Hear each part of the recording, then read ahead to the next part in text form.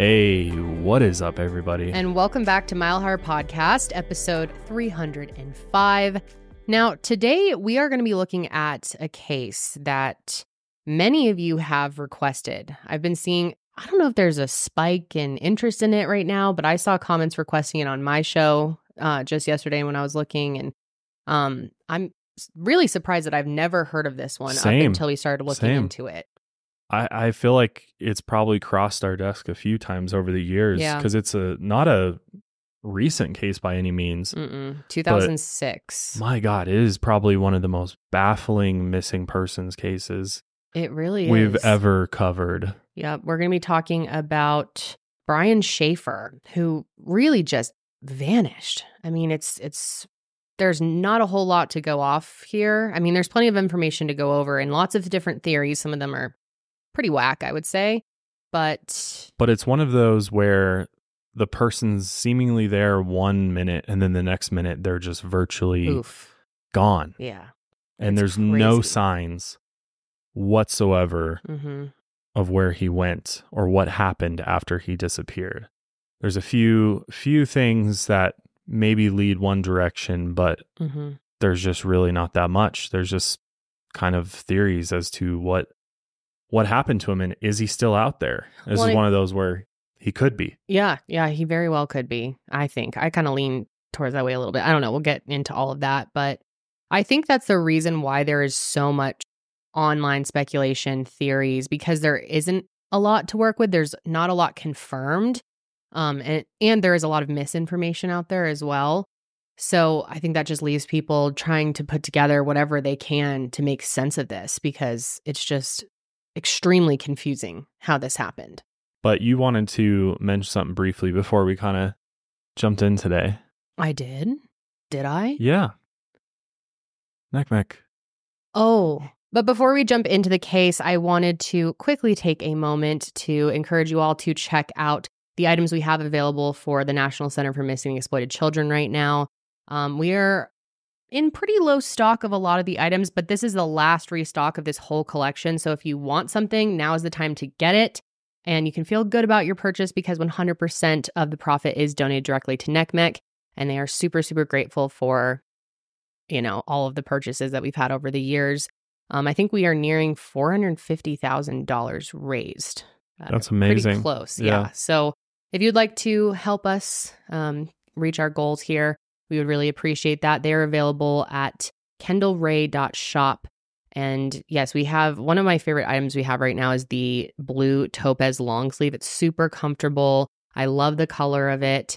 We also have a few of the sweatshirts left as well. So check it out. That'll be linked below. And thank you in advance for your support. And before we get started, I always forget to say this, but I am your host, Kendall, joined by Josh. Thank you. And we are also joined by our two amazing producers, Janelle, and the newest addition to our show, Ian. And of course, Alice is here as well. Let's go ahead and get into this case. So I want to start by talking more about Brian Shaffer and who he is. He was born on February 25th, 1979 to his mother, Renee, and his father, Randy. He also has a younger brother named Derek, with whom Brian was very, very close with. Their family lived in Pickerington, Ohio, which is a small, affluent suburb outside of Columbus. And Brian's mother was a nurse who always pushed him to explore the medical career as well.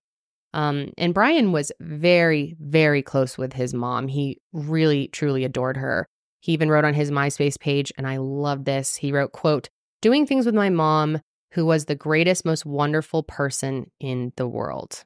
And he also listed her as his only hero, which I just thought was so sweet. And their family loved Brian too. He was charming, athletic, and always did well in school. He also was very athletic. He played baseball and was tennis captain for the Pickerington High School team. He had a high school sweetheart as well, an unnamed woman that he would continue to see throughout the years. His brother Derek also had a girlfriend, a young girl named Marin, who he would eventually marry. Now, the Shaffers were really living the classic American dream. I mean, successful parents, well-liked, academic kids, and they had a big house with a big yard. However, as graduation neared for Brian in 1997, he wondered what he wanted to do with his life. His girlfriend had moved to California for school, and he planned to go to the Ohio State University's Lancaster campus to study business and technology. But Brian's true passion, above all else, was music. He had a band in high school and always wanted to live like Jimmy Buffett. He really idolized Jimmy Buffett.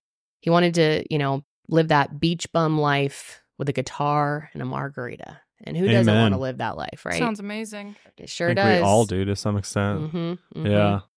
And even though Brian's parents were supportive, they wanted him to have a real career before finding an island to spend the rest of his days at. His mother really pushed him into med school, but he spent his first year trying to get a business degree and make his own way. But after 1 year of studying business at the Lancaster campus, he transferred to OSU's main campus in Columbus, Ohio. And while he did well academically, he didn't really see the point of getting a business degree. So thinking practically, he ended up switching his major to microbiology and minored in molecular genetics. So very, very smart. He also joined the Alpha Epsilon Delta Health Professionals Club and the Microbiology Club. In 2003, Brian got his bachelor's degree and stayed at OSU to complete a 4-year med school program. And Renee, his mom, was very proud of Brian, and he continued to be a bright, successful student. In 2005, he was actually in the top 10 of his class, so very, very impressive. And it was also in 2005 that Brian started dating Alexis Wagner, another second-year med student who loved Brian. And his family loved her too. She really fit in well with them. And for Christmas of 2005, Renee actually gifted Brian and Alexis a trip to Miami for the upcoming spring break. And obviously they were super stoked for that very generous gift. So once again, it seemed like Brian really had it all. I mean, he had a beautiful girlfriend, a successful academic career that looked like it would turn into a successful professional career, and he had a family who really had his back. But still, Brian could not shake his first passion in life, which was music. He even had a Pearl Jam tattoo on his right arm, definitely one of his favorite bands, and he continued to post on MySpace about his dream to play music on the beach. Here's another quote from him. It says, "I really love music, and this whole doctor thing is really just a job, only temporary, in parentheses, until I get my band together and put out a record. I want to own an island someday, or at least a beach, at least, so I can listen to Buffett all day and drink margaritas with my señorita." And I think this is really interesting considering what ends up happening. It's hard to tell how serious he was about this. I mean, was he really saying, I want to own my own island one day, or at least a beach? And he really wanted that? I mean, that's a big dream, right? To own your own island or beach. Or was it just kind of a casual thing to say? I mean, it's MySpace. How seriously can you take it? But yeah, that's what I was saying. I mean, I said a lot of wild things on MySpace. So I certainly did too. I kind of like getting to go down this memory lane a little bit of the MySpace days. And I mean, and MySpace was really centered around music. Yeah. And kind of like showcasing your musical interests while also being this social media platform. Yeah. It's really the elite social media platform. I miss it. I do too. Honestly. I think we can all agree it's time to bring back MySpace. And like all the customization you could do on it was so sick. Like, I'd spend so much time like HTML. Fonts. I was like coding my layout. That was great. 5 hours on a Friday night. Yeah, you could put so much time into it. Your top friends and music playlists you could like set the song that's going to like play on your profile as soon as people went to it. It was always interesting to go to people's profiles and hear their different musical tastes. And I feel like everyone's top visitor to their MySpace page was themselves. I was always on page, for sure. Admiring just my refreshing after you make a change. Remember how they had those like third-party sites where you copy paste codes? The and layouts. It was supposed to make it do something. Yeah. So I'd copy paste, refresh, and it like wouldn't work. I'd be like, damn it, what am I doing? Something's wrong with the code. Go through the whole thing, like look for a slash or something. Yes. Yeah. Those were the days. I was going to say, I didn't get to go on MySpace. What? I was too young. So young. I'm sorry. My sister was on, though, and I was always so jealous. I was like, God, I know I'm like 6 years old, but let me get on. I want a MySpace. I need a MySpace. I want to talk about the Wiggles, dude. Like, what's the problem? You have like the Wiggle song as your intro. Oh, yeah, that's crazy. It was such a vibe. Mm. MySpace was. It was. But because it was like when we were in middle school, because it was pretty much done by the time by we were high in school. It was Facebook. Yeah, Facebook was so lame compared to it. Yeah, all the customization was not there. No. Are you a small business owner? Maybe you have an Etsy shop, or maybe you're just somebody who mails and ships a lot of packages. Maybe it's just returns. Well, let me tell you how to make your life so much easier with a service that I've been using for probably going on 5+ years now that I absolutely love. And they've been a loyal supporter of the Mile Higher podcast for many years. And that is stamps.com. Gone are the days of making the long trek to the post office. I can't even tell you the last time I've been to a post office. I don't even know where the nearest post office is near my house or office, to be honest with you, because I do everything through stamps.com. It has made my life so much easier, especially when shipping out merchandise through our various websites. It plugs in seamlessly through Shopify and all the other e-commerce platforms. It just makes my life so much easier. Plus, it saves me thousands of dollars on postage because stamps.com gives you deals you can't get anywhere else. Better yet, you can get discounts on postage through not only the post office, but also UPS as well. And you don't need any special equipment, just a computer and an ordinary printer. And they'll even send you a free digital scale, so you have everything you need to start printing postage today.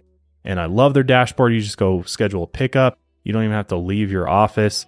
It is all done right from the computer. So put more life into your work-life balance with stamps.com. Sign up with promo code MileHigher for a special offer that includes a 4-week trial, plus free postage and that free digital scale. No long-term commitments or contracts. Just go to stamps.com, click the microphone at the top of the page, and enter code MileHigher. But as far as this statement, I think if you look at the period of life that he's in, this to me seems very kind of like lighthearted and just kind of like something he'd say to his friends, you know what I mean? Like, I really love music. This whole doctor thing is just temporary. He clearly is acknowledging that I need to make money to support myself. And it's almost to say this whole doctor thing kind of seems joking too. Like, obviously. Yeah, well, I think it's a big thing to pursue. It's just a temporary thing. You know what I mean? Yeah, it's such a commitment to become a doctor. Yeah. I think some people might be like, well, is it kind of hinting at his, he's kind of been pushed into this career field a little bit, and maybe there's, because, you always hear about that, not with everybody, obviously, but some people who especially come from a family of medical professionals are like, yeah, my dad, my mom's a doctor, and they're encouraging me to do it. And there's definitely some pressure there, and it depends on who it is, on the actual level of pressure, right? To have their son or daughter follow them in their footsteps. But and we know he was encouraged for sure, right? Was he forced and I don't know the extent of it, but it definitely was encouraged. Yeah. But I think this statement, you could take it two different ways. I mean, he could have been completely serious.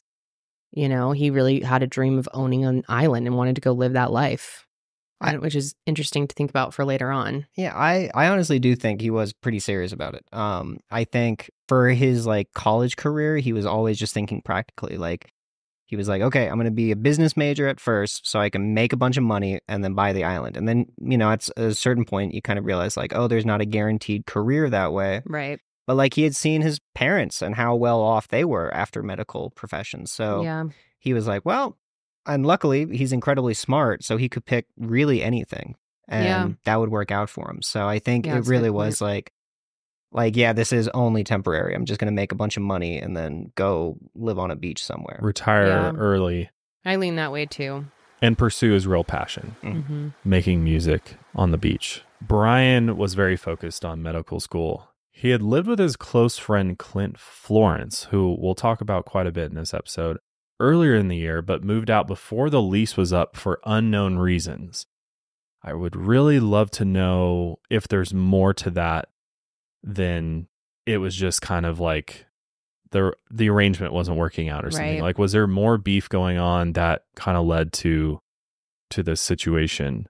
Brian ended up living alone in 2006, and at that point, he was really focused on his studies as well as his girlfriend, Alexis. And according to his family, he planned to propose to Alexis during spring break on that trip to Miami. He had asked his mom about jewelry stores and how much he should spend on a ring. They'd only been together for 1 year, but still the two meant everything to each other. I think they really started realizing like, hey, this might be it. You might be the one. Alexis posted on his MySpace page, quote, "You are one gorgeous man. And happy Valentine's Day, Brian. I love you, and I can't wait to see you later today." Clint also posted on Brian's MySpace a month later saying, quote, "Ladies, don't believe a word this man says. He loves the ass tags." Ass tags. I think I know what this is. Shit. Got your ass. Do you? Yeah, this was like hashtag ass. Oh, you're probably right. But were there hashtags back then? Yeah. There were hashtags on MySpace? There were. I don't remember that. I remember hashtags coming about like Twitter and Instagram. I vaguely remember. Or no, maybe you're right. Yeah. Like being able to click on the tag. Yeah, you could click on the tags and then you would see like pictures that have hashtag ass. And I sound like I know this from personal experience because I do. I was a teenager. All right, give me a break. All right, I'll take your word for it then. I'm just speculating, but I think that's what that means is that his friend Clint knew that he was looking at I'm gonna look butts it up real fast. online, essentially. According to Urban Dictionary, Janelle's already on it. It says, played with boys and girls when you are, quote unquote, it, to tag someone, you come up behind them and give them a smack on the bum. Huh. Oh, so maybe it wasn't anything to do with actual tags. But like, yeah, but that's like using it as slang. But like, who's in college playing hiding like tag? Well, why would he put that on his MySpace? I think he was insinuating his usage online with that. But again, we don't know for sure. I also thought it could mean like a lower back tattoo, like a tramp stamp. Oh, maybe you're right. Another potential. But now that you say that, I am like, he probably was looking at butts online. Yeah. Yeah. That's probably the best guess. Yeah. God, so random. I didn't know Justin Timberlake owns MySpace. Part of it. Yeah. What is he doing with it? Nothing. I don't know. He jointly purchased the company for $35 million. So random. He still owns it? Happened to see it. Yeah, I guess so. So, and also, I'm kind of saying that based on more information that Clint kind of provides later on in this story. But throughout this whole ordeal, Clint was definitely painting Brian in a different way than I think Brian was trying to be perceived by people and be perceived by his girlfriend and stuff like that. And the way that his family sees him or wants him to be perceived. Right, exactly. So while everyone maintained that Brian was serious about Alexis, Clint hinted that maybe Brian had a wandering eye. However, as midterms came around, the Shaffer family suffered their first tragedy. On March 6, 2006, Renee passed away from myelodysplasia, which is a rare form of cancer, and her death absolutely rocked the family. It was very shocking. And while they all lived close together, the upcoming final exams kept Brian away from Derek and his father. Derek was also attending Ohio State University and living with his girlfriend, Lauren. While Brian focused on his studies, he acted erratically in other ways. His father, Randy, gave him a check for $4,500 to pay for the following semester. However, he never deposited that money. He also acted strangely towards Alexis as well. He asked her to run away with him to leave everything behind, and when she said no, Brian told her she would leave him because he didn't know when he would get better. She refused to leave him and tried to stay by his side throughout all the grief he was experiencing. So that's another that's a crucial piece to That's know. A very interesting story from her as to this conversation of him being like, let's get up and leave together. Yeah. And maybe that was just metaphorically, like, because of everything that was going on. His mother just passed and it's just kind of like he needed to get away. Yeah. But yeah, something to keep in mind. While Brian and Alexis stayed together, he actually had run away before. In his first year of med school, he randomly took a trip to the Caribbean without telling anyone. While this fed speculation once Brian disappeared, the difference is that he did tell his family where he was once he landed. But Brian stayed at OSU and pulled multiple all-nighters to complete his final exams, and he did really well, scoring at least an 86 on one of his tests. Considering the grief and all the things he was going through at the time, this was extremely impressive. So it seems like despite everything going on, he was still able to focus on school and, get really good grades. Friday, March 31st, 2006, though, was the last day of classes before spring break, and Brian planned to celebrate by doing a bar crawl with Clint. And this would be the last time anyone saw Brian again. So Brian had originally had plans to go out earlier in the night, but pushed them back to have dinner with his dad, Randy, who had been dealing with the grief basically all alone. Yes, he had his sons, but they were focused on school for most of the month, and Renee had been his whole world. And Randy has been quoted as saying, "She was my soulmate, my partner in everything I did. To lose her was just a shock to my life." That is so heartbreaking. Brian felt it was important to spend time with his father before he headed to Florida for most of spring break, so he ended up meeting Randy at the Outback Steakhouse in Reynoldsburg around 6 p.m. And on the way, Brian called his brother Derek to see if he could make it to dinner. Derek didn't end up coming to dinner because he had a prior event he was going to with his girlfriend. They had tickets to a comedy show, but he did say that he would try to meet up for drinks later. The Outback was Randy and Renee's favorite restaurant, and Randy ordered a meal they often shared together, which brought back memories of his late wife, and Randy started to cry. And Brian told him, quote, "It's all right, Dad. I'll be with you as much as I can." Randy said that Brian didn't seem depressed while at dinner. He did note that he seemed exhausted from the exams and was, quote, "anxious to go out that night." Anxious. Yeah, we're not really sure what he meant by that. Did he seem nervous to go out, or was he just really looking forward to it and wanted to get through dinner so he could go out? I don't know. I mean, there is no answer to that. Yeah, and it could just be his vocabulary too. You know, we don't know how he talks, normally. So it could just be something completely normal for him to say. But of course, people are like, could that be a sign, or is that, I take it foreshadowing like he what's about to happen? Looking forward to going out, especially because he had been going through these exams and he was let loose, blow some steam off, right? Just try to relax. Yeah. Before they finished having dinner, Brian did set up a plan with his dad to go over to the family house the following day to help clean up, as they still had boxes of Renee's old stuff, and understandably, it was hard for Randy to pack all of this away.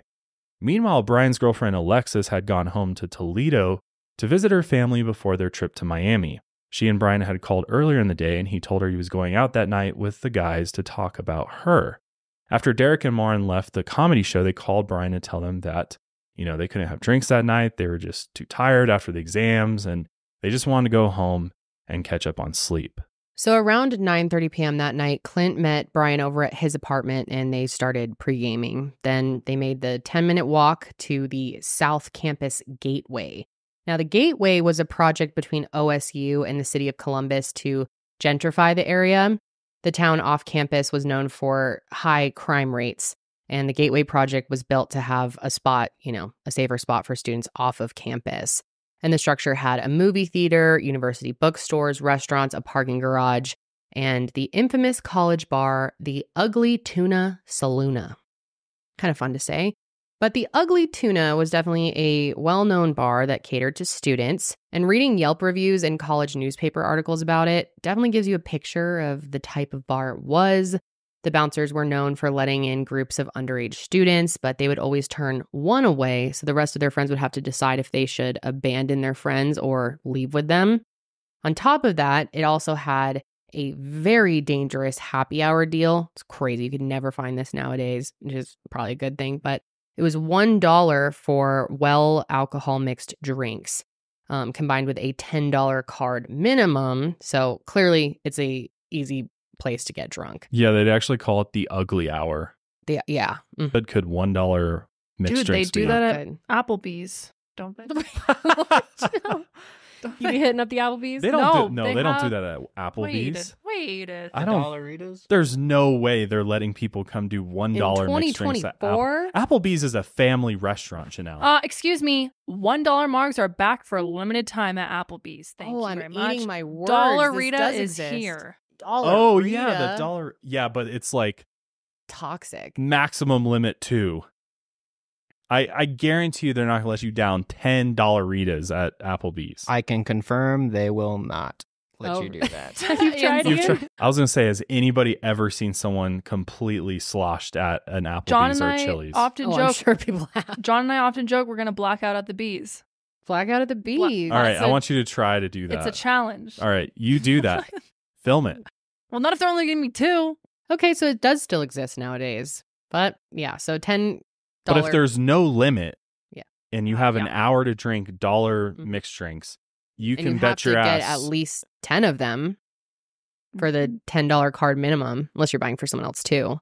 Well, or order like shots or whatever. Yeah, true. Food. True. But yeah, definitely easy way to get drunk. Some of the Yelp reviews for this place describe the Ugly Hour drinks as tasting like battery acid. Like, like they'd be like, you know, you'd get a mixed drink, and it was like a pina colada would be a giant shot with a splash of coconut like water. Or That's whatever. kind of fun. Or you know what it is? It's kind of fun. You know, like on bars and they have the like rubber mats when they like make the drinks on it. Oh, It's yeah. like, obviously, there's tons of liquor on it. People always joke like they take the mats and just like dump it pour in. it into a glass. That's your mixed drink. I was trying to drink the airport jungle juice. Oh, I'm sure that happens some places. It's just like a mixture of a bunch of random alcohols. Probably like Skull vodka. Ugh. I wonder if they even give you like a lime or like a garnish on it at all. Probably not. No, it's probably No, it's like more than it's like a $1. little plastic cup. Probably. Yeah. But anyway, the Ugly Tuna was on the second floor of the Gateway complex. And what's important to note is that despite the bar's reputation, it was well monitored. Because people be getting rowdy at the Ugly Tuna, man. Yep. So I'm sure they've had their fair share of crazy nights, fights. Mm-hmm. So they gotta have security there. Which they still have. There's a Ugly Tuna 2. The Ugly Tuna 2. Oh yeah. So you can still go. I if like you want. Ugly Tuna Saluna better. Yeah, That's Saluna. way That's catchier. That's very good. But anyway, you had to take an escalator to reach the only entrance to the Ugly Tuna, and the Columbus police officers guarded the service exits and all the other doors. So most of the public area of the Gateway complex was monitored by CCTV as well. So Which I will say, CCTV in 2006, as you'll see, we'll show you a clip here in a little bit. Yeah, it's pretty rough. I think that's a big thing Not much better. worth mentioning is that camera technology, I mean, still in 2024, sometimes we watch surveillance footage, we're like, what the hell is this? I know. Is this camera not been updated for 20 years? But in 2006, we're talking very grainy, low res cameras. At least it was working. True. Half the At cases least we it's cover, working. the Yeah. cameras just don't work and haven't in a long time. True. Or they're just like, oh, they don't record. Yeah. And you're like, oh, so what are they there for? But the Gateway complex was new, so there was construction going on as well. And students who attended OSU at the same time as Brian described sneaking through construction areas to gain unmonitored access to service doors and wandered throughout the complex. And even though the construction areas have been described as dangerous online, they really weren't that bad, it doesn't seem. They were all indoors, and while the ground was certainly uneven, they were nearing the completion of these areas the night that Brian and Clint made their way to the Ugly Tuna. Before entering the bar, Brian made one last phone call to Alexis around 9:56 p.m., and he told her that he couldn't wait for their Monday trip to Miami, and he said that he loved her. And then Clint and Brian entered the Ugly Tuna and met up with a group of med students who planned to do the same thing. Stop at every bar on a crawl downtown, have a shot at each one, you know, the usual. And Clint and Brian were definitely close friends and drinking buddies, but like we alluded to earlier, it seems like there was tension between them. It's hard to know exactly what was going on. We know that there was something off, but there's not any details about exactly what they were struggling with. But the last time they went out together, they fought, again, for an unknown reason. And this was on St. Patrick's Day.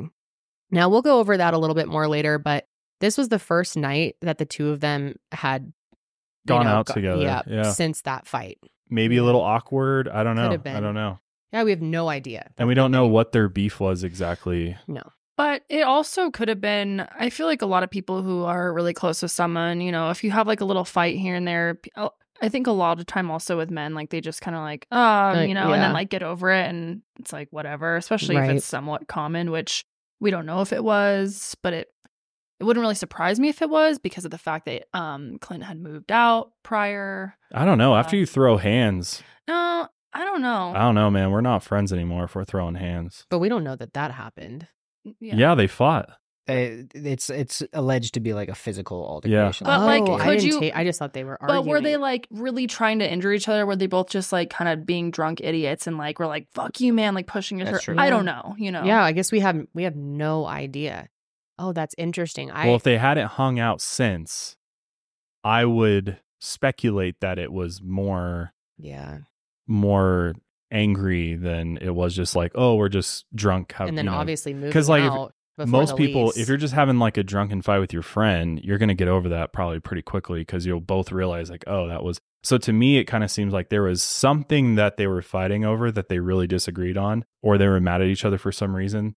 And then they took some time, and also such a big thing as moving out before the lease is up. You know what I mean? There's big decisions being made amongst these two.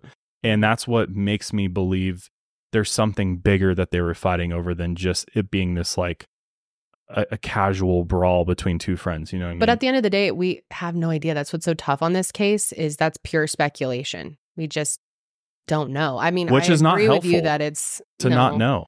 No, it's definitely not helpful. Because what if we're totally wrong and it's like, oh, he moved out because the rent was too expensive or something? And that's why I want to really clarify that is I don't want people already getting like too set in one way about Clint when we just don't know the details. But anyway, back to the timeline here. They ended up not staying at the Ugly Tuna that long. They had their first shot there and then they kept it moving.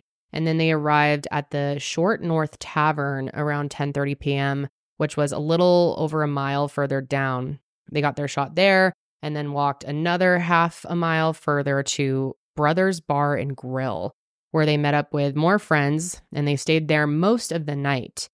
Meredith Reed, who is one of Clint's close friends, also met up with them there. And most reports list Meredith as Clint's friend, but they seem to be a little more than that, possibly. Again, that's kind of speculating, but they did spend nights together at each other's homes frequently. And they were always seen together from, several different reports. Meredith was even there on the night that Clint and Brian fought and was potentially the one who helped them reconcile. But again, not sure on that. And then the three of them broke off from the group and they drove back to the Ugly Tuna. Around 1:15 a.m., they were seen on CCTV coming up the escalator and entering the Ugly Tuna. At least 2 security cameras were inside the Ugly Tuna, and one was focused on the bar area and the other panned to the far side where the emergency exit was. If that exit was opened, an alarm would sound and then the camera would pan over towards that door. That was the way that it was programmed. However, this footage has never been publicly released. One other service exit in the Ugly Tuna didn't have a camera focused on it, and this exit would lead straight to the construction site on the ground level. We can see that Brian started talking to 2 young women, Amber Ruick and Brighton Zatko, and they were both students in a class that Clint TA'd, and Brian enjoyed speaking to them. This is another part of the story we'll cover later on, but Clint described it as, quote, Brian was doing his usual thing and was talking to those 2 girls. Kind of vague, but also kind of gives you a little bit more insight, perhaps. Well, insight from Clint's perspective. Right. Brian also really liked the band playing at the Ugly Tuna that night. He wanted to see if there was an after party or if he could host one after the bar closed. At 1:55 a.m., Brian is seen on the security cam footage for the last time. He was outside the bar next to the escalators talking to Amber and Brighton. The girl said that he didn't seem too drunk, but he was definitely flirtatious. He offered to walk them to their car and even gave them his phone number. And there's a weird moment where he appears to slip something into their purses, but this is unconfirmed. The girls then leave and Brian goes back into the bar. But we want to show you a little clip of that specific part in the security footage. Let's take a look. Also, there's no sound. Yeah. So we'll try to explain it as best as we can for you from what we can make out. Can't make out a whole lot. Yeah, I don't even know how to describe. So that's Brian in the darker colored shirt. It's like literally just a couple seconds of him standing outside. Yeah, with the 2 girls. He goes into his pocket, it looks like. Yeah, I don't see. Oh, then see that arm right there? He goes like this, just out of view. He definitely like gives one of them something. He goes in his pocket and then he... I wouldn't say definitely. No, I don't know. What if he just grabbed someone? Yeah, or... But the way, just watch it though. Reaching for something. No, it looks like he put his arm around her. Could be. Yeah, I don't see the putting something in the purse. Watch his hand first. It goes down. It looks like it goes down into his pocket. But maybe he was just holding it there and then he just like, yeah. Yeah, it's too hard to tell. It is really. That's why I didn't feel confident in being like, oh, he definitely, because there are some people who are like, he absolutely slipped something in their No, purse, you can't say that from you this definitely clip. can't. But you can see like there he looks at the cop and then he tries to like but he also could just be drunk and tries to like make a move or something, you know? Yeah. Or maybe they made like a funny joke and he was like, oh, you know. Yeah. Or it could have been something totally as innocent as something fell out of the purse and he put it in there. I don't know. I mean, I feel like reading too much into that isn't helpful. And if they found anything of importance, that would have been, reported to law enforcement. Maybe, unless they didn't report it. That's true. The girls you would hope they would. Maybe it was an illegal substance or something that he was giving them, and they're not going to report that. It's a weird place to do that exchange, and without them facing, like, why would you? I don't know. I don't see it. So after this, he goes back inside and speaks to Meredith and Clint again. Clint and Brian might have gotten into another fight, though this is unconfirmed. And after this brief conversation, Brian said he was going to go talk to the band and walked away. So it's very, very late at night. It's like, very close to the bar shutting down because at around 2 a.m., the bar had its last call. Clint and Meredith looked around the bar and checked the restroom, and they're seen on camera by the escalators trying to call Brian's phone. At this point, his phone went straight to voicemail, and Meredith left a message that said, quote, "Where the hell are you?" The band had already left through the unmonitored exit with a large group in tow. During previous nights out, Brian had disappeared without telling anyone, so Clint and Meredith assumed that he had just left, his phone had died, and he'd be back at his apartment. Clint and Meredith then returned to a professor's house he was watching and went to sleep. The next day is also murky, as we only have public statements from Meredith. But she remembered that they had called Brian once again in the morning, and when they didn't get a response, they drove over to Brian's apartment. When they saw his car was still parked there, they assumed that he had just crashed with someone else or he was sleeping off the hangover and left. Meredith went home and then either worked out at the gym or a park near the Olentangy River, and then Clint came over at night and the two watched a movie before he went back to the professor's house. Brian's father, Randy, was also pretty unworried at this point. He had expected Brian to come over and help him clean the house, but again, Brian was known not to show up and just do his own thing, and even though his phone seemed to be off, he just assumed that Brian was nursing a hangover. Meanwhile, Alexis started to get pretty concerned, though. She had spoken to Clint and Meredith, who explained what had happened to him. Since she was still in Toledo visiting family, she tried calling Brian constantly with no ring. And on Sunday, she returned home and went straight to Brian's apartment, where she saw that nothing was out of place. His books, his car, his glasses were exactly where he had left them after his exams. So Alexis ends up calling Randy and explains the strange situation going on. And Randy had Derek drive to the apartment too, and he confirmed Alexis's suspicions. Brian was missing. Randy, Derek, and Alexis filed a missing persons report that night. And even though it had already been nearly 2 days since Brian was last seen, the police surprisingly, well, I guess I shouldn't say surprisingly, they didn't act fast. They assumed the same thing that everyone else did. Brian got drunk, wandered off somewhere, and didn't charge his phone. But once Brian missed his flight on Monday morning to Miami with Alexis, police knew that something was wrong. I think that's when everyone in his life knew something was wrong. So they pushed the story out to the media and began a widespread investigation across Columbus. Throughout the next 6 months, hundreds of tips would roll in constantly about Brian, and the national news descended onto Columbus to spread awareness about his disappearance. However, every new tip only brought in new questions.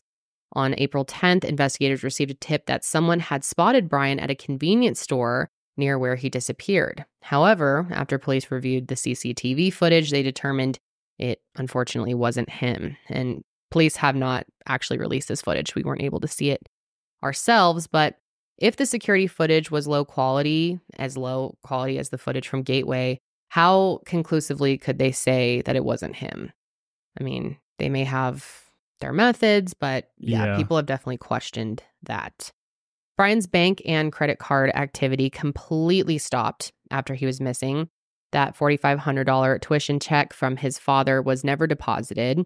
And this is partly because Randy did end up closing all of Brian's accounts after he was reported missing. Then on May 11th, 2006, an unknown person broke into Brian's apartment. And while police determined that there was no connection to his disappearance, as a few other homes in the area had been robbed as well, what's strange is that they only took a few DVDs and nothing else, which is Think that's suspicious at all?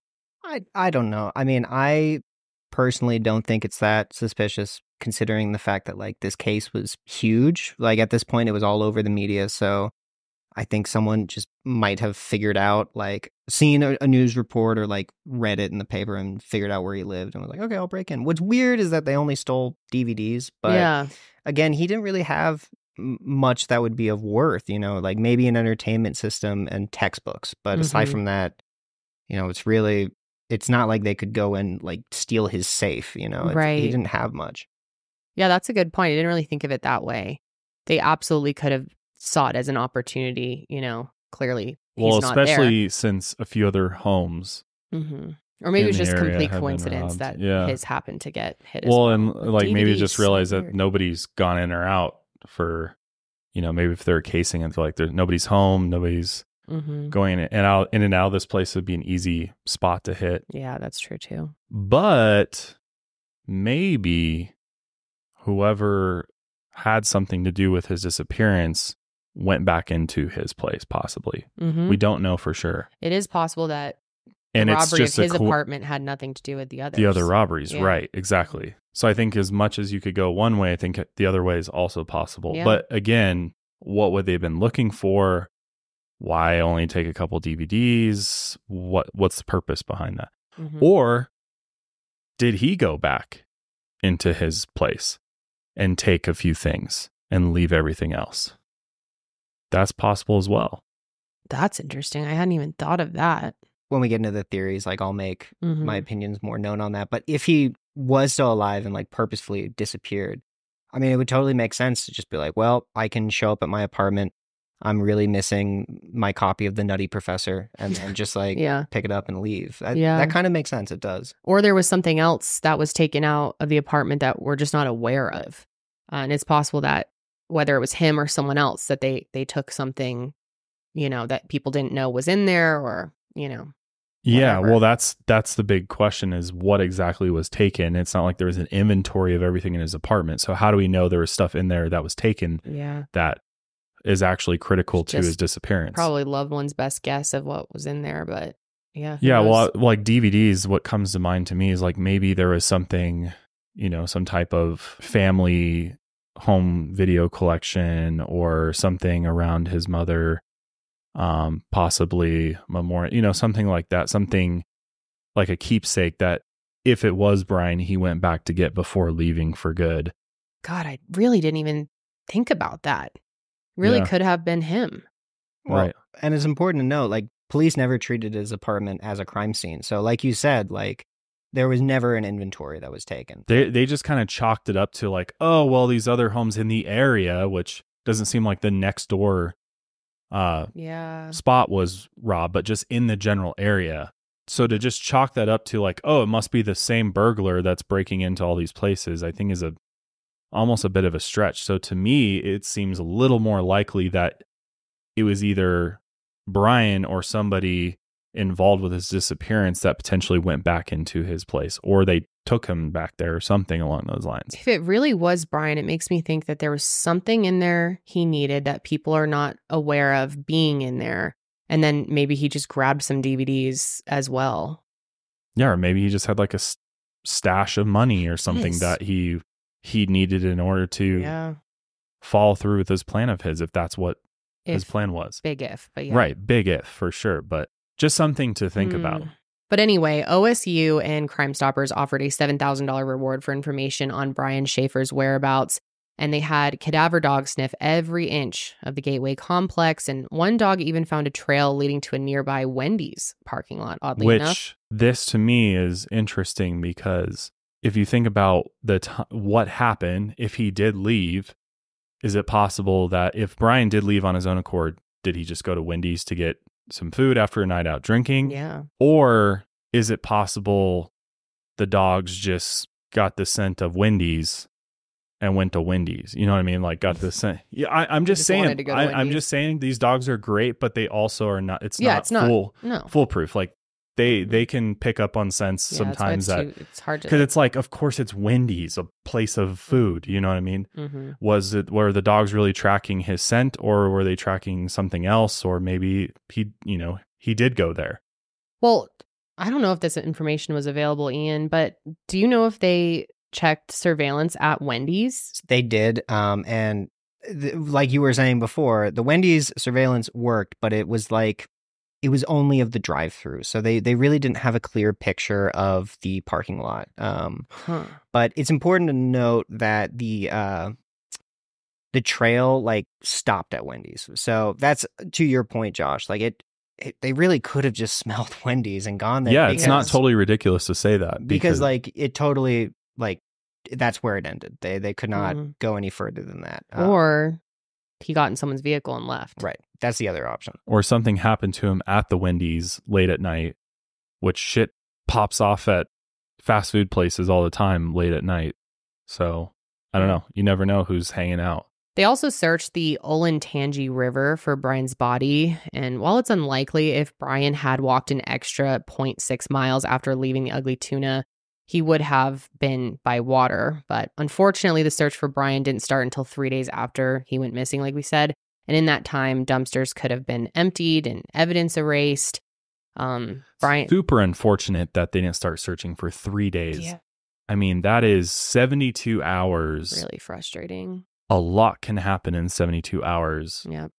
And I really wonder if this case would be different had they had this been reported and jumped on literally the next morning. You know what I mean? Probably would be different, I would say. I mean, everybody's heard 48 hours, for missing people is and it's true. Critical to finding them. And so the more time that goes by, especially in these circumstances, the harder it gets to trace them, especially when there's no evidence. And by this point, the police are totally confused by Brian's exit from the bar because they knew that Brian didn't exit from the escalator and he couldn't have left from the emergency exit without sounding the alarm. And while Ugly Tuna was helpful in the investigation, they certainly didn't want police to know about their methods. You could say, that students were served underage, and they probably didn't want the police to know that they let people exit through the service door that led to a relatively dangerous construction zone. Yeah, some serious violations here that would involve getting their liquor license revoked if they do find that they're serving underage kids alcohol. So yep. So I think you can kind of be like, they probably just gave them as much as they asked for and likely weren't divulging everything. You know what I mean? Yeah. They also interviewed Alexis, Clint, and Meredith, and also those two girls that Brian talked to that night. And in the beginning, Clint was very public about the investigation. However, in May of 2006, he said, quote, "I am afraid Brian may have left the bar and ran his mouth a little bit. He has been known to do that." Now, his father, Randy, has disputed this claim and the claim about Brian frequently flirting with other women. Derek and Randy started to turn their suspicions toward Clint at that point when I think they sort of felt he was, not only tarnishing his name, but also trying to set up other scenarios of what could have happened to him. Well, he's kind of blaming Brian for what's happened. But it's you can see it that way, but he could also just be trying to offer up his take of it all. He's a very close friend of his. Right, he could just be giving an honest take on Brian that people don't want to hear. Especially his family may not even know that side of him if that's really how he was. But I could see how they could take it completely the other way and think he's sort of setting up. Totally. So it's just, again, we don't know. It's really depends on how you see it. Well, and not only that, but he literally went out with Clint. Dude, you were with him last. Yeah.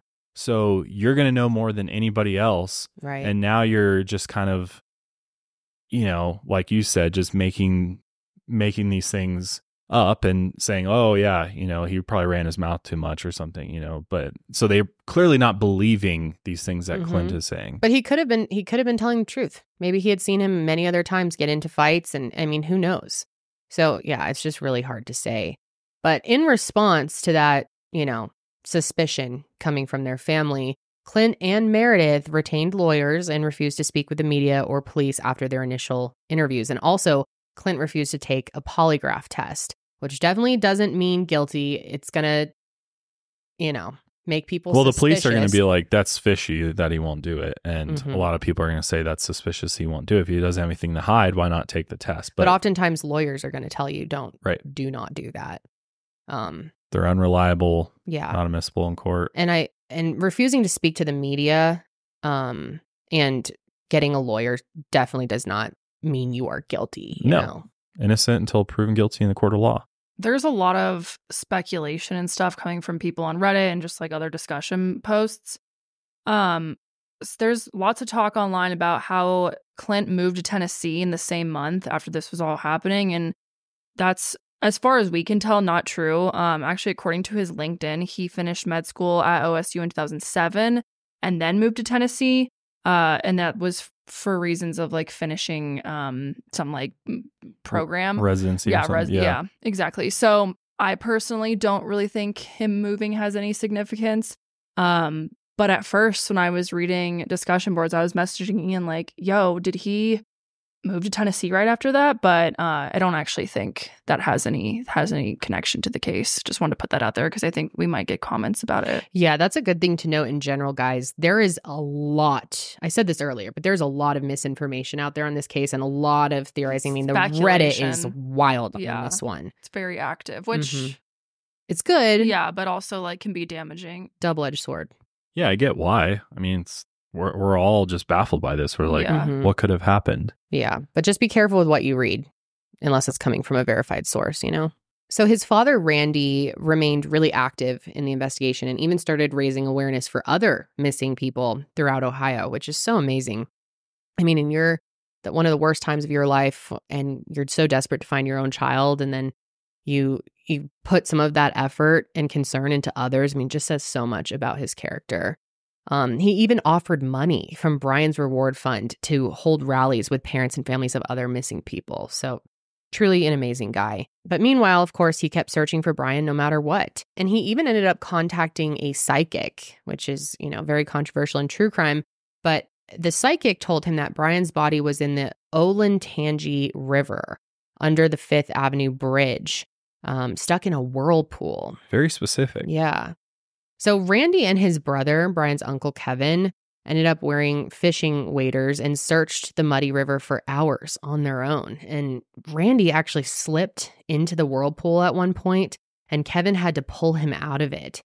Just terrible. And Kevin said of this experience, quote, "This father shouldn't be going through all of this. Please let him find his son." Oh, God, I can just see them out there. It's just horrific. Just be horrible. It really would be. I can't think of anything that would be much worse than that. But I don't really blame people for contacting psychics. Like if you're at the end, exhausted all leads and there's nowhere else to turn, I mean, why not? Yeah. You never know. Yep.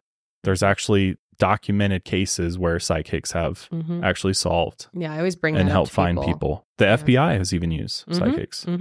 If I were Randy and this psychic told me there's a whirlpool underneath the 5th Avenue Bridge in the Olentangy River, and then I go there and there's a whirlpool underneath the 5th Avenue Bridge, I'm kind of thinking like, oh shit, this person's onto something. So, like it's close enough to where like I'd think it would be credible, honestly, if I were in Randy's shoes. I 100% would be think it was credible. When you're in that desperate of a position, I absolutely would turn to any possible lead, even if it's coming from, because there's plenty of examples. Just last week I covered one that was terrible, a psychic that just was horrible to this family. But yeah, I mean, why not? So then on August 22nd, 2006, police released a photo of a person of interest in Brian's disappearance. And the person came forward the following day. However, the police ruled them out after questioning them. And we cannot find the photo or the name of this person. And we're unsure why the police thought they were connected in the first place. So that's a big question mark, unfortunately. Yeah. And meanwhile, Alexis had called Brian's phone every night since he disappeared. And for her, it really became sort of a ritual. Even though his phone didn't ring, she liked hearing his voice through his voicemail message. But then on September 8th, 2006, she called Brian's phone and something new happened. It rang 3 times before going to voicemail as if it were turned on. So she was like, whoa, this is a really good sign. So she immediately contacted the police and they were able to trace the ping to a cell tower in the nearby town of Hilliard. However, The wireless company, which I think was Singular, explained that this was a simple glitch. Sometimes when a cell tower gets too busy, it will bump the call to the closest one, and while the phone connects to the new tower, you'll hear it ring until it connects. It can't be confirmed as Brian's phone didn't have GPS, so they could never track to an exact location. Still, this does seem to be the most likely explanation. Yeah, a lot of people definitely are skeptical of this explanation from the wireless company, but kind of makes sense to me. This episode's also brought to you by Acorns, an investing app that I absolutely love. I think it's great to start learning about investing at any age. Oftentimes people think you need a lot of money in order to start investing, but no, you don't. With Acorns, you can actually invest your spare change, which basically means investing while you spend. Plus you earn bonus investments while you shop your favorite brands and so much more through the Acorns app. Acorns recommends an expert-built portfolio that fits you and your money goals and then automatically invests your money for you. Plus, through the Acorns app, there's so much learning to be done about investing.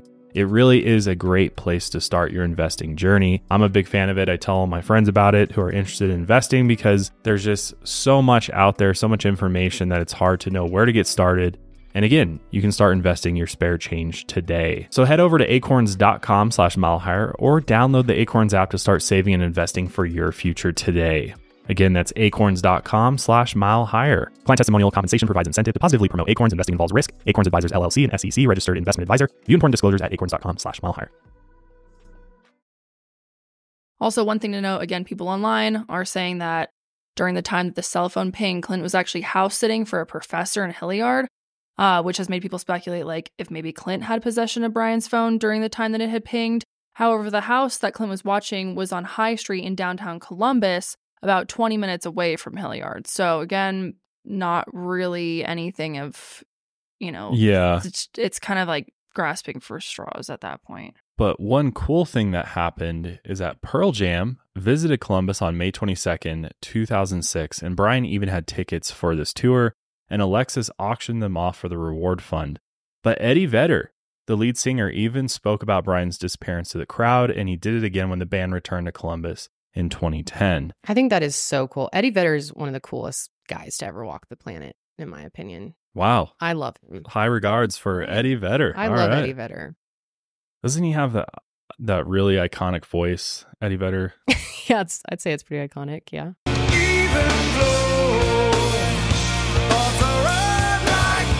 What's one of their songs? I play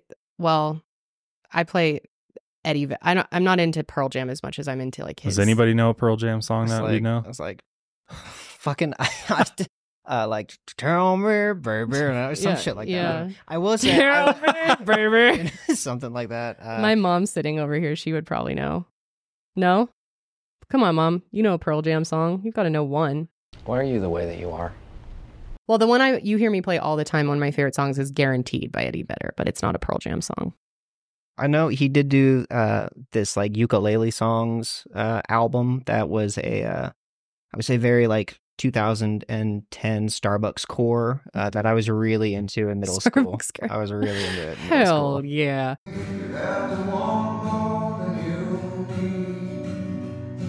But I mean, what a stand-up person to take the time to mention someone not only once, but twice. It's just huge. And he's a really good dude. So as time passed and more searches focused on the Olentangy River, a few detectives developed a new theory.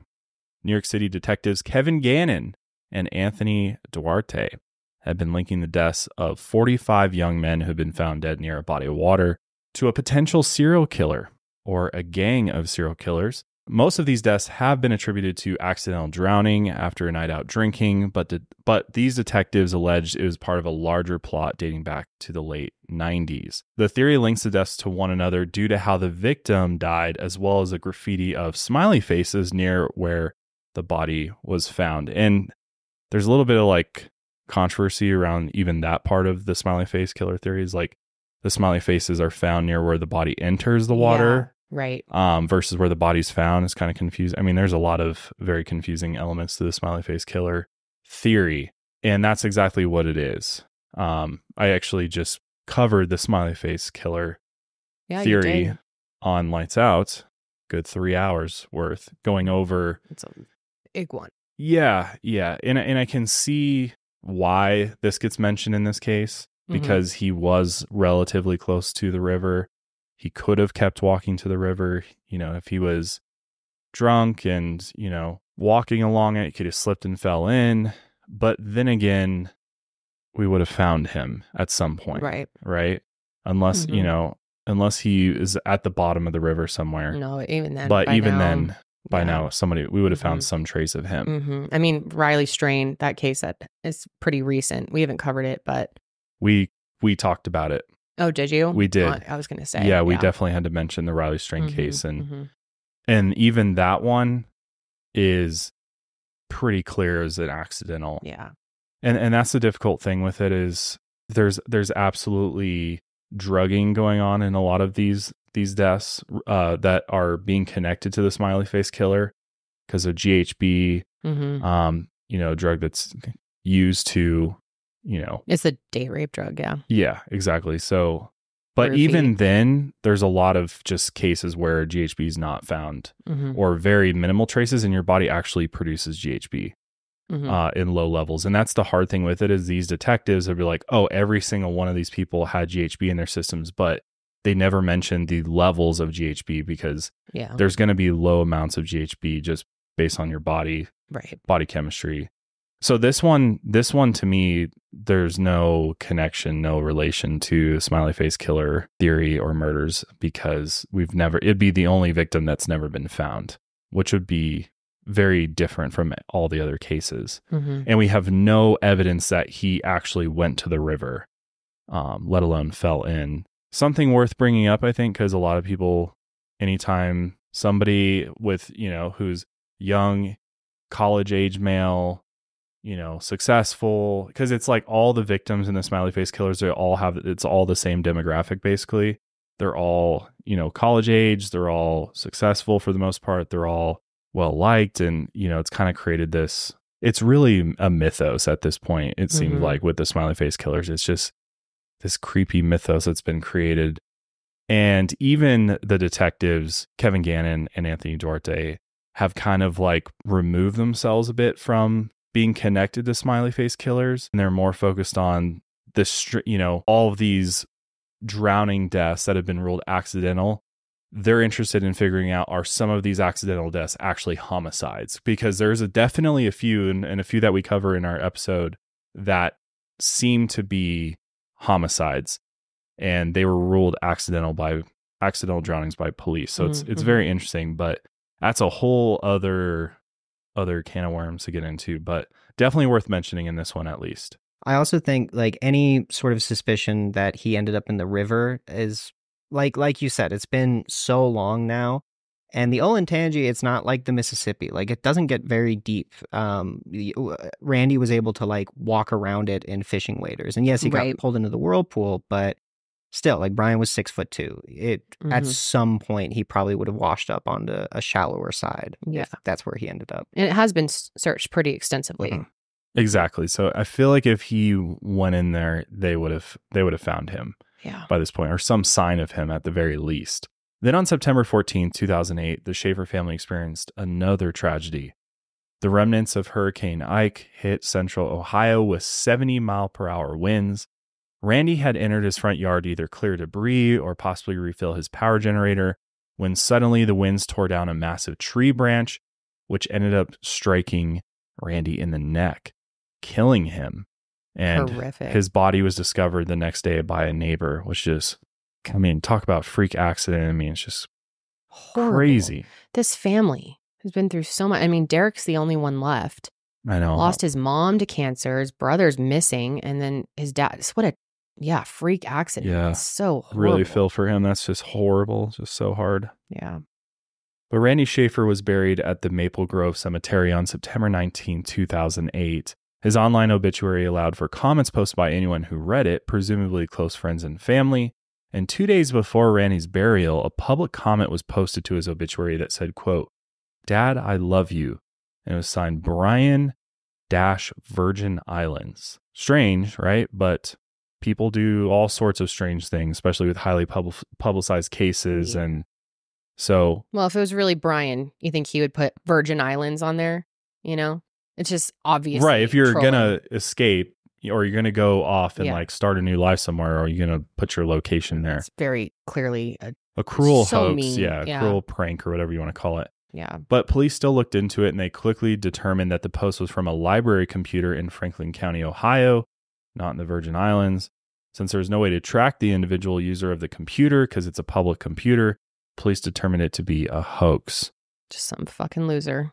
As for Alexis, she was able to balance her life after Brian's disappearance. After about a year, she stopped calling him every night and she ended up finishing med school, and she met Eric Noss, whom she ended up marrying in 2009, and she now lives happily married with Eric and her 2 boys and practices as an OBGYN in Toledo. But not a single credible lead was found in Brian Shaffer's disappearance for over 10 years. In 2018, the Ugly Tuna Saloona in the Gateway closed down. Some hoped new evidence could be found behind their equipment as the bar cleared out. Unfortunately, nothing was found. A student newspaper article about the closing said, quote, "An Ohio State medical student went missing from Ugly Tuna in 2006 without a trace. Google the story. It's actually really unsettling. I know that no establishment that serves alcohol to college students is completely safe, but the Ugly Tuna always gave me extra creepy vibes." I wonder what they mean by that. Of course, the Ugly Tuna 2 opened only a year later in the downtown bar district. Then in 2020, a photo of a homeless man in Tijuana, Mexico was sent to the FBI because somebody said that he looked a lot like Brian. And they wanted, I see what they mean, though. Yeah. It does look a lot like Brian. They wanted the FBI to take a look.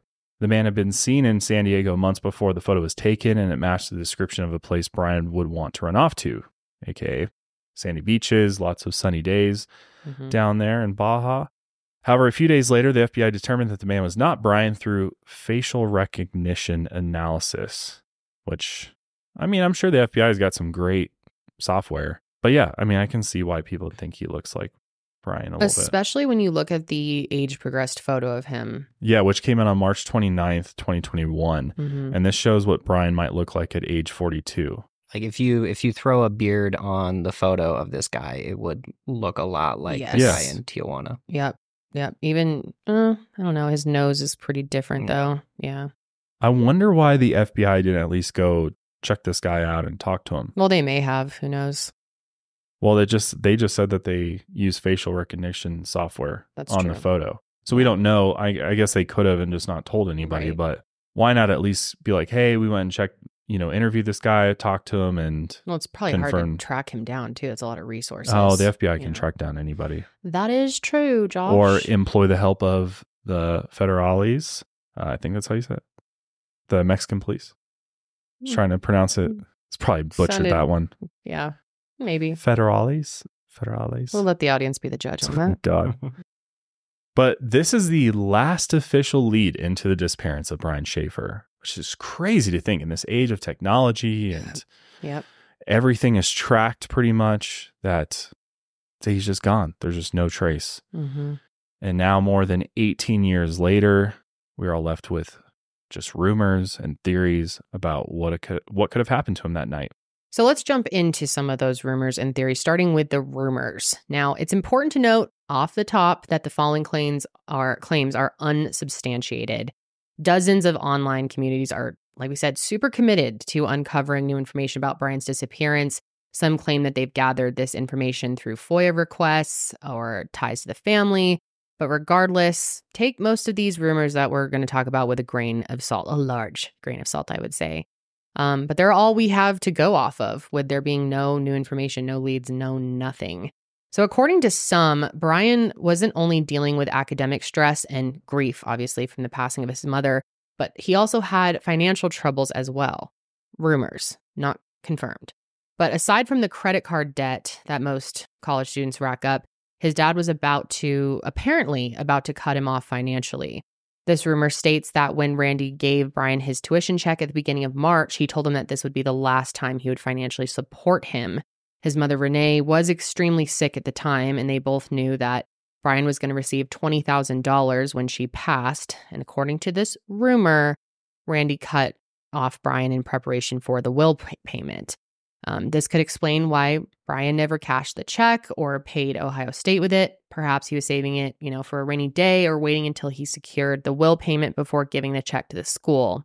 Some claim that he had planned to use this check to pay for his getaway, but could no longer cash it after Randy closed his accounts following his disappearance, which I think is really interesting that he did that.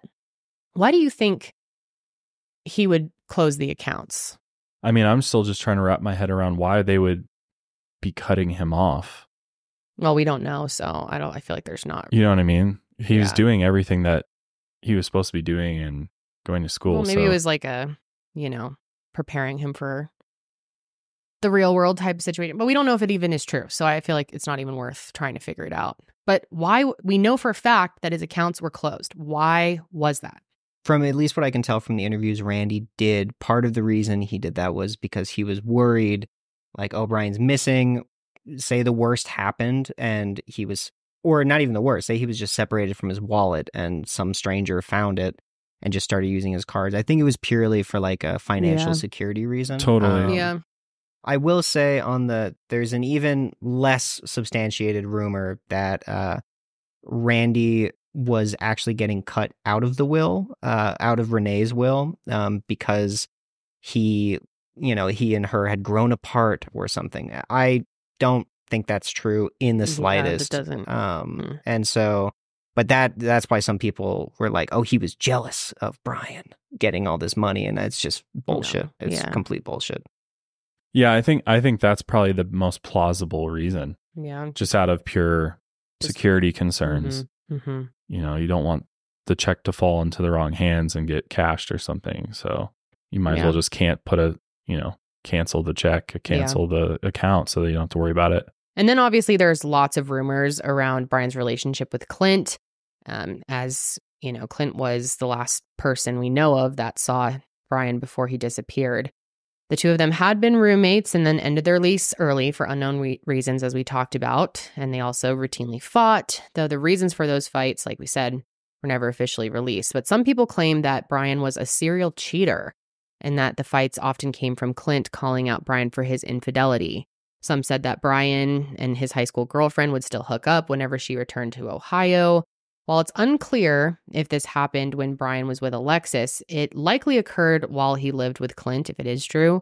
This could have been the reason for their early split. But again, we have no idea. So I don't feel like it's helpful to read too much into that either. And while we don't know why they fought specifically on St. Paddy's Day, they likely fought the night that Brian disappeared because he flirted with those two undergrads. That's kind of the general belief. But again, no one really knows. According to one statement, he kissed one of their necks while flirting, and it's confirmed that he did give them his number and offered to walk them to their car. So that adds a little more validity to that rumor. But could Clint have, called Brian out for flirting with these two girls days before his trip to Miami with Alexis? Possibly. It's also important to note that Clint's statements about Brian's way with women are what led his family to point fingers at him, which is ultimately why Clint, lawyered up. And while we understand why his family would want to defend Brian's character, discussing these rumors is important because they're really integral to these theories. If these rumors are even true, Brian's infidelity certainly doesn't make him a bad person. We want to make it clear. It just means that he made mistakes during a very stressful period of his life, and we just don't know if it even happened.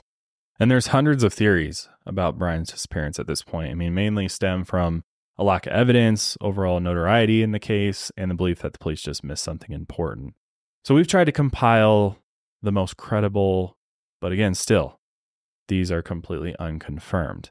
One of the reigning online theories came from a now deleted user who continually blamed two Ohio brothers for Brian's disappearance and other Ohio area cold cases.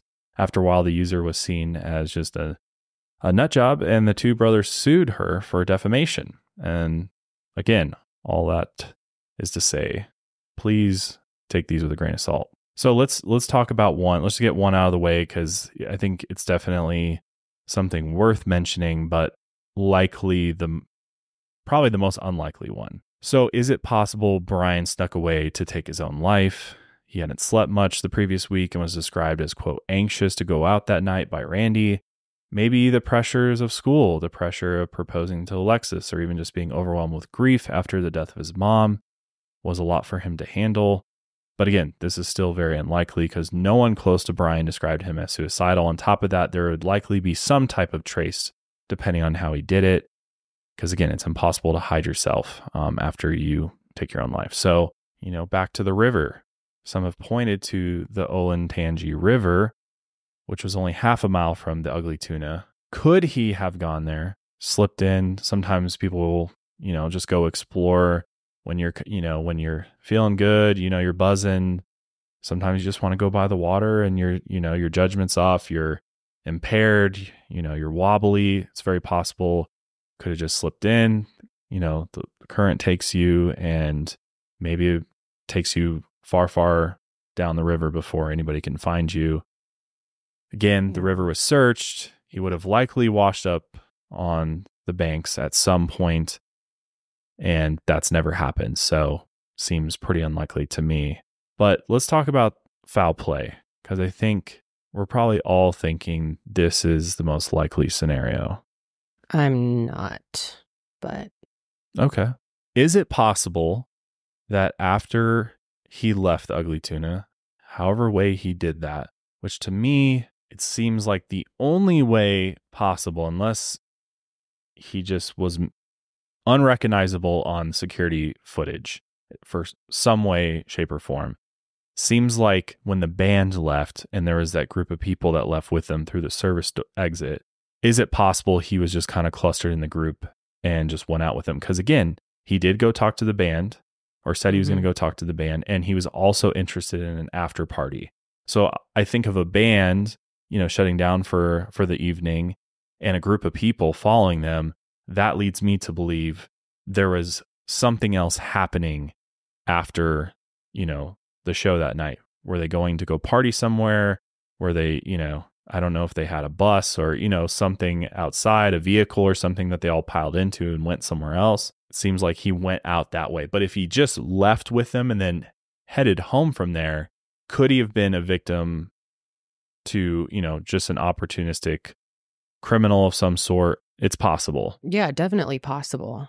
I'd say that's my second place theory. Because again, after leaving that area, there's just a dirt alleyway. There's, it's not being monitored. So could have just been wrong place, wrong time. Somebody mugged him and then murdered him and then possibly hit him in a dumpster or something. Well, we see it all the time in college towns at these types of bars. And, people are waiting for, people who are vulnerable to take advantage of. Yeah, and true. That absolutely could have happened.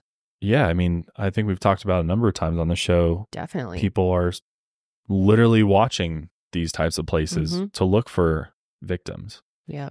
So I think that's a real theory. And possibly he was thrown into a dumpster and then the dumpster was taken away or emptied before police could actually get over there and start searching, is another possibility. Like this, for me, is my most likely. Some of the businesses, do trash pickup every day, and a lot of them would have had their trash picked up on Sunday.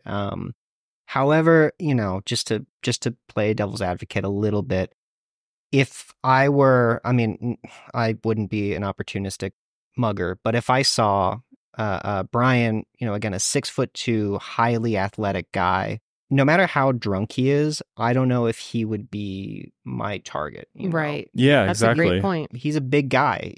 I don't know. Like, even if I had a weapon, I feel like that would not be my choice. Yeah. Well, and just looking at pure statistics, it's females that are being preyed upon, right? From all these other cases that we've covered, it's always they're singling out the girls that are walking home alone or, something along those lines. So I agree with you. I think that to me doesn't make a whole lot of sense. Like, would he be the prime target unless this was an organized situation? It wasn't a crime of opportunity, but yet somebody was waiting for him once he left and met him full well knowing that they're now out of range of cameras and then did something to him possibly, which the whole dumpster theory of him being dumped in a dumpster and then the dumpster being picked up could also possibly explain the phone ping in Hilliard months later. Again, most likely a glitch, but if it wasn't, the cell tower was near a recycling plant, so maybe all those months later, the phone made its way to the plant and was accidentally turned on during the sorting process, and that's why it pinged. But Hilliard also brings up the 2 girls Brian flirted with, as one of them actually lived in Hilliard. Maybe Brian did walk them to their car after all. Again, the service entrances were well known by OSU students who snuck around the Gateway complex.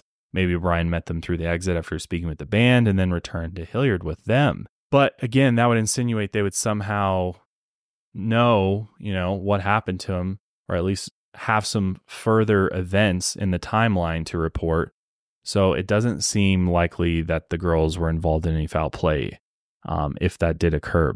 And also they were highly cooperative with the police and likely didn't know what happened to him. Still, at least one of the girls had a boyfriend then, and maybe they would have kept the information hidden about Brian returning home with them, possibly. But still, I feel like with something this big and after all these years, why wouldn't you just come forward if you were like, oh yeah, actually Brian did come back with me to my house. You know what I mean? Well, you never know. People just sometimes don't want to be involved. And then I think you could also go back to the little surveillance footage we have of Brian where it kind of shows him reaching his arm around to the girls. Again, some speculate he possibly put his phone in their purse or put something in their purse. But I think when you rewatch it over and over again, the more you do, it kind of just seems like he was just reaching out to touch them or kind of side hug them a little bit. And then, so it's really hard to say. I think any of the theories that come from the CCTV stuff in general is pretty bullshit. It's interesting to watch for sure, but even as we were recording, Tom literally sent me a new theory from being oh, this guy in the CCTV footage is really suspicious and he probably drugged Brian. And when you watch it, he's just standing there with another group of people. That was Tom's theory? No, Tom just sent me a new one he found on Reddit. He literally just sent it to us. Yeah. Oh, okay. So it's just which, if you didn't know, Tom is our editor for the show. Shouts out Tom. But I just feel any of the theories, it's still good to watch the CCTV just to understand his demeanor at the time. Yeah. And it's interesting to see oh, did he put something in a purse? But yeah, you could go any which way with that footage, and there's literally no way to be sure. Well, here's a entirely batshit theory. He died in the bar and then was hidden in the walls or hidden in the band's equipment case. And surprisingly, this theory has a lot of traction.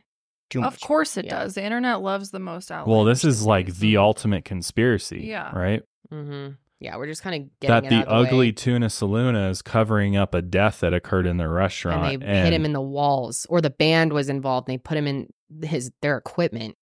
Come on, people. It's crazy. But yeah, we just have to address it because there's going to be comments. That it's talked about a lot, surprisringly. Well, again, because it goes back to we never saw Brian leave. So is it possible he's still there? He never did leave that place. Plus, the police did bring cadaver dogs through the building on multiple occasions. So if there was a deceased body in there, cadaver dogs would be able to smell it. And I understand why people are sketched out by the ugly tuna. It's just sketchy college bars are all sketchy. Let's be honest. But they were highly cooperative during the investigation. Highly. Well, yeah, because they want the police off their back, man. Yeah, they're gonna try to give them what they want so that they can move on. But it's you have to ask yourself at the end of the day, why would the band or the bar have just make things way worse for them? And why would they what would they have? What reason? There is no reason. Well, I think the idea is that perhaps he died of alcohol consumption or something, or maybe he was slipped something. Maybe he took something and he died on the premises. But again, that's why these businesses have insurance. You know what I mean? There's liability insurance for a reason. Yeah, they're not going to be like, oh shit, we need to cover this up because this guy died on. No, that'd be the worst thing you could do. People would know. Yeah. It's not like he would just die and only someone in the band or someone at the bar sees it and they secretly do. Right. Come on. Well, and how many people would be in this conspiracy? And really? Plus, he's 6'2". Where they're going to hide him in their equipment, dig a hole into the wall. Yeah, I don't think there's even an instrument with a case big enough to put a 6'2" human inside. There are some theories that I guess have a little bit more credibility to them, hold a little bit more water. about him having been hidden inside of the gateway still. Some people have noted that there were new elevator shafts that would have been filled with concrete the following morning, and Brian would have been in this location if he had gone through the service exit. And in his drunk state, could he have tripped into one of the elevator shaft holes and knocked himself out before they poured concrete over the site? Again, still pretty unlikely. I mean, Brian was pretty big, and I mean, the holes are large too, but they were only 4 feet deep and a little over 6 foot wide. So they likely would have noticed him unless the construction workers just didn't even look and just poured in the concrete. I don't know. Yeah. This is like entering like movie show territory, like Hollywood. This is just like, has it happened before? Yeah, but I don't know. I mean, this hole doesn't seem very deep, and when the people pour concrete, they need to look where they're pouring to make sure that it's actually being poured evenly. That's the whole point of concrete. It's got to be poured perfectly. So I guess you can't like totally rule it out. Yeah, it could just be the most crazy thing that's ever happened, and that day somebody wasn't watching while they poured concrete and they poured it. But even then, I feel like I don't know how good of a pour that would be. Like the concrete could crack over time, and that's just I don't know. Could they use like sonar type equipment to? I believe there is equipment that can do that. There is. I don't know. I don't know how well it works over concrete, but other people have also pointed to the movie theater and how the ceiling panels could have been, easily accessible, could have been moved. Maybe he could have gone up there and suffocated up there. But again, highly unlikely. Why would he be doing this? Which I must say, and I think why people do go this far is because I can't help but think of the Elisa Lam case, where she's in the water tank on top of the hotel. Like that case is so wild and makes zero sense on how she ended up there that I think, I mean, there's endless theories on that as well. But I think when things like that happen, that's why there's such wild speculation, because crazier things have happened, And I think it's just trying to fill the gaps of something that doesn't make sense and has such little information. But yeah, just keep in mind, cadaver dogs have cased the entire Gateway building.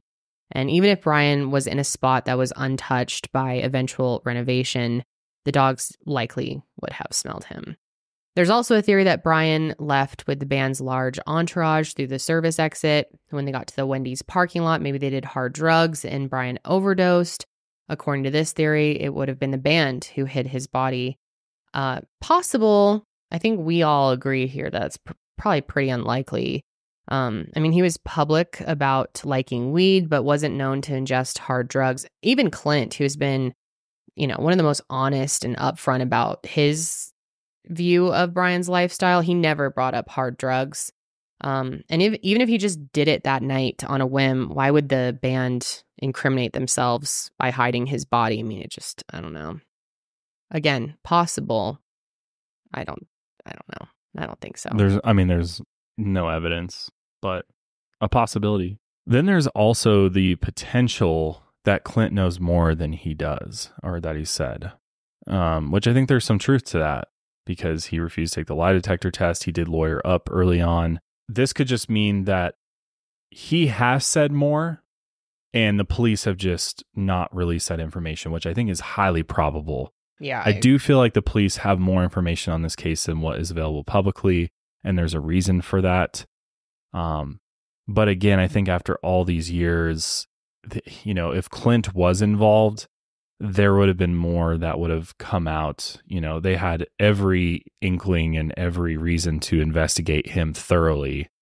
And so I'd assume that that's been done. And if he hasn't ever been named a suspect or anything like that, I think, there's probably not any more to that. Again, maybe he's hiding something possibly, but there's just really nothing there. So I'm not going to dwell on that too much. But that leads us to, I think, the theory you, Kendall, think is the most probable, or is possible. I guess it's just, I hope that this is the case. But obviously the theory is that Brian is still out there, that he left on his own accord. And I think there's several reasons to think that. He was known to disappear, sometimes while drinking. He took that random trip to the Caribbean just out of nowhere. And I keep going back to him asking Alexis, would you run away with me and leave everything behind? And then there's I want to go off to an island one day. And the doctor thing is just a job for now. And I don't know, part of me thinks be very horrible to leave his dad in that situation, especially to tell him he was going to come the next day. But it's kind of interesting that he made time to go to dinner with him. I've thought maybe that was to see him one last time. Or it's possible that he's always had the idea of running away in the back of his head. I think for him to have actually voiced that to his girlfriend, and it was serious enough that she brought it up to law enforcement, that he has said this to me. If that was a casual thing, why would you even bring that up? So in my mind, I think, is it possible that he has had this idea in the back of his head and that maybe he wasn't planning to do it that night, but something happened that we're not aware of, or maybe he did have was kind of, why am I forgetting the name? Cheated that night. Yeah, maybe he did end up going home with these girls and hooked up with them, then felt shame afterwards because he's hugely regretful. He's supposed to propose to his girlfriend right. the following. I just fucked up this whole relationship that I had, this great thing I had going for me. Is it possible that he didn't have the plan all ironed out, but went somewhere else for the meantime and then made a plan and left? And it sounds hard to believe that in today's day and age that people can purposely disappear, but it happens. It's very hard to do, very hard to do. So obviously I'm considering that it could be unlikely, but I don't know. Part of me feels that is just the most likely scenario. And again, it's probably just wishful thinking that I hope he's alive and out there and sipping margaritas on a beach somewhere. Well, is it possible too, the reason why there's been no new leads in this case is because he eventually contacted police and told them that, hey, well, I'm still alive? That could be, but actually, no, it can't, because they did declare him legally dead. His family asked for him to be declared dead, and the police cannot do that if they know that he's alive. So yeah, we know that he hasn't gotten in contact with law enforcement or anything like that, but I don't know, maybe he really is out there, and why would he come back with how tragic his whole family ended up? And I don't know. It's horrible. It's horrible to think that you could actually do something like that. It's, I think, hard to wrap your mind around just running away from your life. Yeah, what if your family member did that? You don't know what's going on in your mind. Yeah. I'd be devastated, obviously, but I think some people have this. It seemed like Brian had a lot of thoughts about not living the way that he wanted to and having these dreams of being, you know what I mean? I could see it. I totally see it. Again, it's what I wish happened too. There have definitely been points in my life, especially after drinking, frankly, where I'm like, fuck it. I'm just going to go. I'm just going to go somewhere. And, I used to disappear while I was out with my friends too. Really? And I mean, I wouldn't, book a plane ticket or something, but I would just go walk alone for a very long time. And I think, I don't know, I definitely could see it. The more practical side of me does lean to foul play, or slept in a dumpster and it got taken out or something. Cause I also have done that not slept in a dumpster, slept near a dumpster. Okay. But I don't know. I do think there's something to just he got up and left, and we just don't know where he is. And I truly hope that's what happened, honestly. I do too. And I go back to him losing his mom and how, they were so close. And maybe he was just in such a dark place that he just needed to get away from everything and everybody and start over. Well, maybe his life at school and medical school and stuff just reminded him too much of his mom. And it was just too hard on him emotionally. And he's just like, you know what? I need to just start over. Yeah. And, I've lost almost everybody I care about in my life, of course, and other than his brother, obviously. And that to me, I'm like, I'd be really curious to hear what his brother thinks. Me too. About this, because I wonder if I'm sure he has much more insight on it. I do think one other possibility, when thinking back to the homeless man that was spotted in Tijuana, is it possible that night he left the Ugly Tuna, and on his way home, he suffered some type of injury in some way, whether he was hit by somebody or he just fell and smacked his head on something and suffers from amnesia. Because we've seen that before where people... But wouldn't he have been around that area still if he, Not like necessarily. how far could he... yeah, I guess you're right. I don't know. I always go back to the dude that was in New York and ended up on California in a matter of days and in the back of a semi. So I'm just saying, like, strange things happen when people have head injuries and, couple that with being intoxicated or consuming alcohol. I mean, you never know. Like, if we're going to talk about all the wild theories, amnesia seems more realistic to me than him still being in the Ugly Tuna or in the Gateway complex. To me, I'm like, that's just like insane to even consider. But I think amnesia is one that doesn't often get considered because it seems to be a rare thing that happens, but I think it does happen.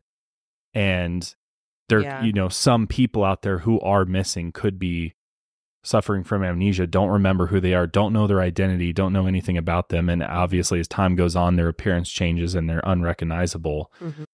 So that's just another possibility. But again, I think when looking at all the circumstances, how everything played out, it does seem, a victim of a crime, an opportunistic crime that occurred the night after he left. Somebody mugged him or something like that and dumped his body somewhere.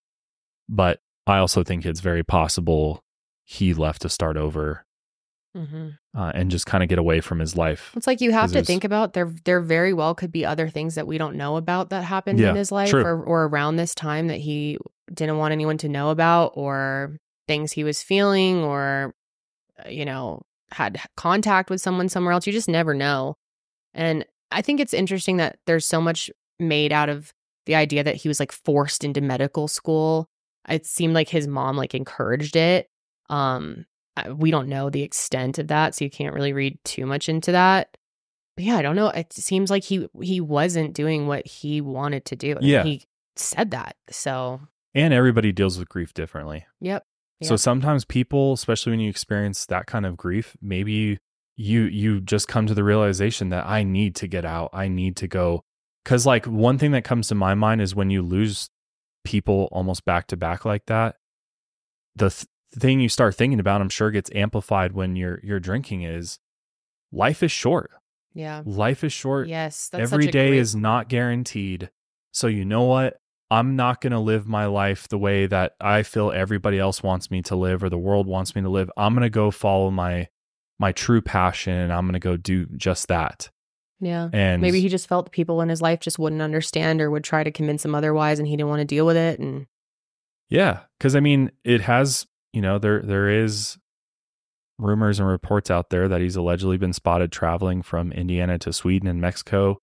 So there's alleged sightings out there, nothing confirmed by any means. So you just never know. It's a big world, and you never know where people might be. But if you do have any information regarding the disappearance of Brian Shaffer, the Columbus Police Department is still working his case, and you can reach them at 614-645-2358. But yeah, I mean, this one is just truly a mystery. I really, really hope he's out there sipping those margs on the beach somewhere. Yeah. Yeah, I do too. I feel so badly for his brother, Derek. It's just horrendous. Really, really rough, man. And I hope that wherever his dad's soul is, that he has the answers.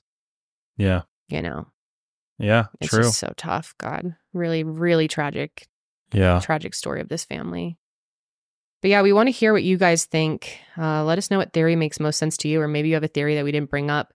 Let us know your thoughts in the comments below, or you can head over to our Instagram account, at Mile Higher Pod. Maybe we should make a MySpace account.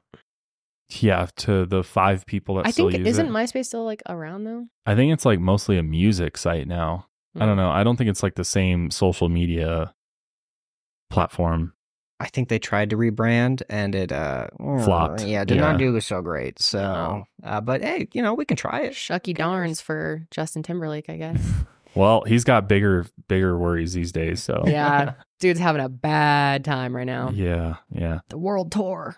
Anyway, yeah, we definitely want to hear from you. So let us know on our social media or the comments below. But that is going to be it for us this week. We will be back next week. But until then, keep on taking your mind a mile higher. Well, that was so in sync.